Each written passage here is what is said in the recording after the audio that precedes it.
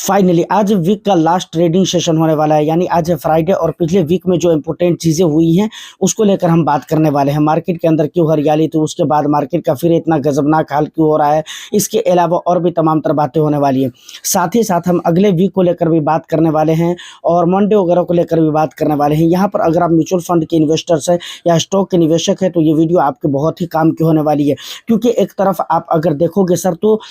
लगातार Indian stock market से FIIs के पैसे निकलते हुए जा रहे हैं, वहीं पर डीआईआईज की तरफ से एक अच्छा खासा इन्वेस्टमेंट आ रहा है। तो ये सारी चीज़ें करना इस समय पे, जिस समय पे एफआईआईज अपने पैसों को निकाल रहे हो, मार्केट से खाली कर रहे हो अपने आप को,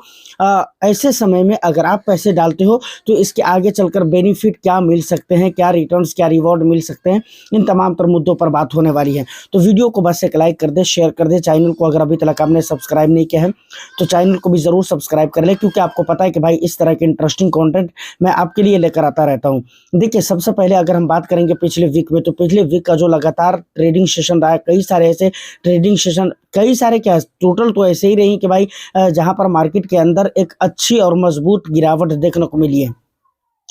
खास तौर से स्मॉल कैप और मिड कैप की अगर मैं बात करूं तो वहां पर गिरावट देखने को। अब देखिए, यहाँ पर अगर रीज़न गिनवाने की बात की जाए तो रीज़न बहुत सारे गिनवाए जा सकते हैं। कुछ है जो बिल्कुल लीगल रीज़न है, बिल्कुल श्योर रीज़न है कि भाई उसकी वजह से मार्केट में गिरावट हो रही है, और कुछ ऐसे हैं जो बस ऐसे ही कहने के लिए, ठीक है ना। तो रीज़न बेतहाशा है, बहुत ही ज़्यादा है, उस रीज़न में उलझने की ज़रूरत नहीं है। बस आपने ये देखा होगा कि मार्केट के अंदर मैक्सिमम टाइम में और मैक्सिमम ट्रेडिंग सेशन में आपको गिरावट देखने को मिली है। अच्छा, बीच में जो हरियाली आई थी उसको लेकर बहुत सारे लोग बात कर रहे हैं कि भाई ये मार्केट में हरियाली क्यों, क्या अब मार्केट के अंदर स्टेबिलिटी नाम की चीज़ टिकने वाली है। तो देखिए, इसको लेकर मैं इससे पहले की भी एक वीडियो में बता चुका हूँ कि देखिए, अक्सर जब मार्केट के अंदर गिरावट होने लगे और होती रहे तो ऐसा एक दो दिन आता है कुछ समय के बाद कि भाई वहाँ पर मार्केट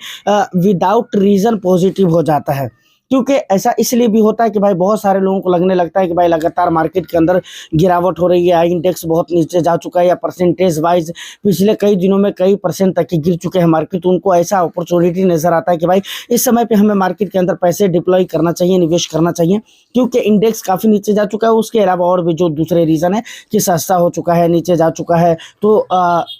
डिस्काउंट पे है। तो उस तेज़ी के अंदर अगर आप स्टेबिलिटी को तलाश करते रहते हो तो आपको नहीं स्टेबिलिटी को तलाश करना चाहिए, क्योंकि ऐसे जो रीज़न होते हैं ना, ये ऐसे जो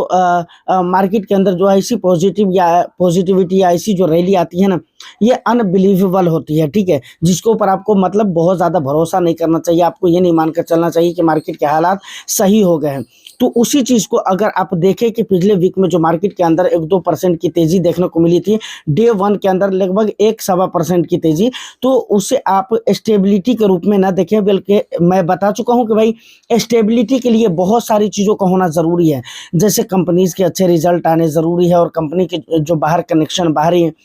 इम्पोर्ट एक्सपोर्ट का जो मामला है वो ठीक ठाक होना ज़रूरी है, क्योंकि इम्पोर्ट एक्सपोर्ट मार्केट, देश के अंदर महंगाई, इन्फ्लेशन कम हो गया ज़्यादा,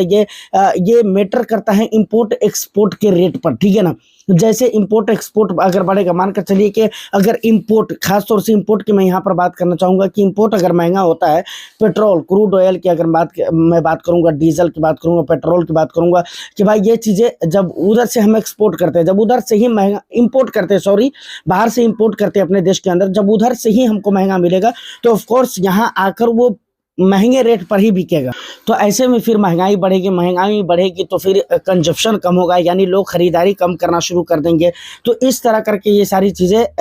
साइक्लिकली काम करती है, और ख़रीदारी जब कम हो जाएगी तो आप सोच कर देखिए कि वहाँ पर कंपनीज़ के रेवेन्यू नहीं आएंगे, प्रॉफिट नहीं आएंगे, तो ये सारे दिक्कत आएगी, जिसकी वजह से भाई कंपनीज़ के रिजल्ट वगैरह सही नहीं होंगे। तो बहुत सारी चीज़ों का सही होना, उसके अलावा डॉलर इंडेक्स वगैरह है, तो आप देख ही रहे कि हमारे रुपये का क्या हाल हो चुका है, ये तो आपको बहुत ज़्यादा बताने की ज़रूरत है नहीं। ये सारी चीज़ें जब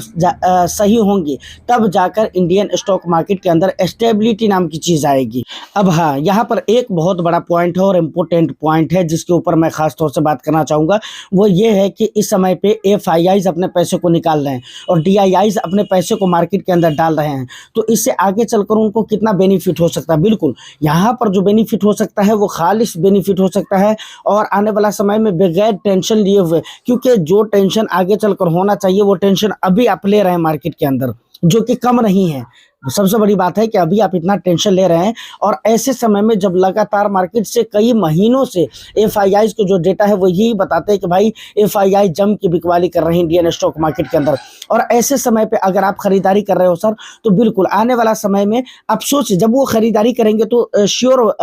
ऑब्वियसली मार्केट ऊपर की तरफ जाएगा, परसेंटेज वाइज वो बढ़ेगा, तो इसका मतलब है कि आपके पैसे ग्रो कर रहे हैं भाई। तो यहाँ पर मैं यही कहना चाहूंगा कि अगर आप मार्केट के अंदर इस समय पे पैसे डाल रहे हैं और आपका विजन एटलीस्ट 5 to 7 ईयर्स या उससे प्लस का है, तो आने वाला समय में वहां पर आपके पैसे बनेंगे। इसके कई सारे रीजन है। सबसे पहली चीज ये है कि आप देखिए कि भाई इंडेक्स कितना नीचे आ चुका है। ठीक है, इंडेक्स पहले से काफी ज्यादा नीचे आ चुका है, ये एक अलग चीज है। और दूसरी बात यह है कि एफआईआई का भी बिल्कुल निवेश नहीं आ रहा है। एफआईआई जिस दिन मार्केट के अंदर पॉजिटिविटी आएगी या मार्केट इंडियन स्टॉक मार्केट के अंदर स्टेबिलिटी आएगी, उस दिन एफआईआई का पूरा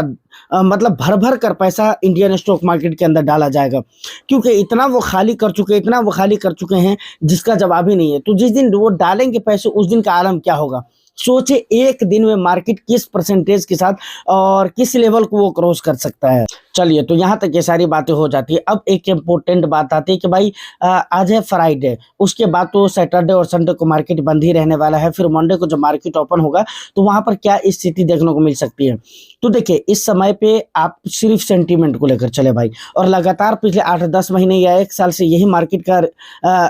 मतलब एक हिसाब किताब है कि आप वहां पर टेक्निकल एनालिसिस को लेकर चलते हैं तो बहुत ज़्यादा आप अच्छा नहीं कर पाएंगे, क्योंकि यहाँ जो मार्केट काम कर रहा है ना भाई, सेंटीमेंट के ऊपर काम कर रहा है। तो मैं ये कहना चाह रहा हूँ कि फ्राइडे है आज, आज की जो स्थिति रहेगी मुझे लगता है कि सेम टू सेम स्थिति उसी हिसाब किताब से आपको मंडे की मार्केट देखने को मिलेगी। आज कैसी स्थिति रहने वाली है, गिफ्ट निफ्टी के अंदर दबाव दिख रहा है, लेकिन इंडिया विक्स गालिबन नेगेटिव है थोड़ा सा, ठीक है ना। तो आप ये मानकर चले कि मार्केट के अंदर बहुत अच्छा खासा आपको तेजी भी देखने को नहीं मिलेगी और बहुत ज़्यादा गिरावट भी देखने को नहीं मिलेगी।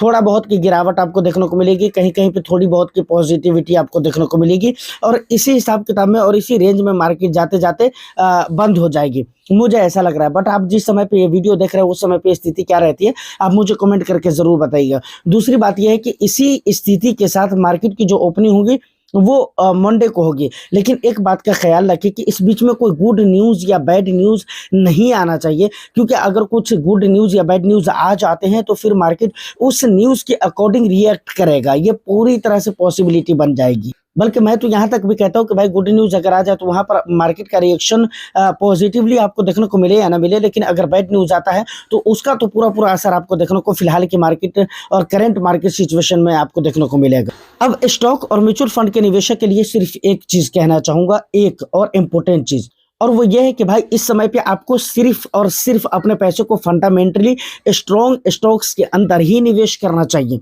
जो फंडामेंटली स्ट्रॉन्ग है ऐसे स्टॉक्स के अंदर ही आपको पैसे डालना चाहिए। और म्यूचुअल फंड इन्वेस्टर्स को आपको